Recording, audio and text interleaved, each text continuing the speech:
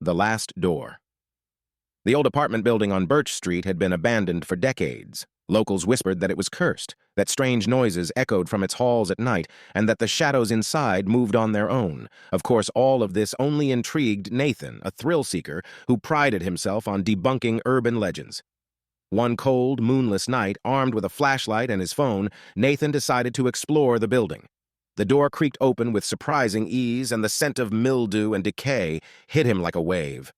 The silence inside was suffocating, broken only by the faint drip of water somewhere in the distance. The graffiti-covered walls were lined with peeling wallpaper, and the floors creaked beneath his boots. Nathan moved cautiously, his flashlight slicing through the dark. He was halfway down a long hallway when he noticed something strange.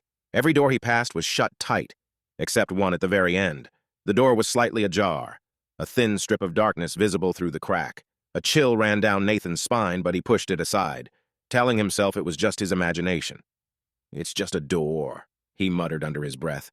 As he approached, he noticed something else, deep scratches around the doorframe, as though someone had tried desperately to claw their way out. His heart raced, but he couldn't turn back now. Slowly, he pushed the door open. The room beyond was empty, save for a single chair in the center. On it sat an old cassette recorder. Against his better judgment, Nathan pressed play. The tape crackled, and a voice emerged, low, distorted, and filled with fear. "If you're hearing this, you've opened the door. You need to leave now. Don't look behind you. Whatever you do, don't turn around." Nathan's blood froze. The air in the room grew heavy, and he felt a presence behind him. A soft, wet sound, like breathing or something worse, echoed in his ears. Every instinct screamed for him to run, but his legs were rooted to the spot. And then he felt it, a cold, clammy hand on his shoulder. Nathan turned.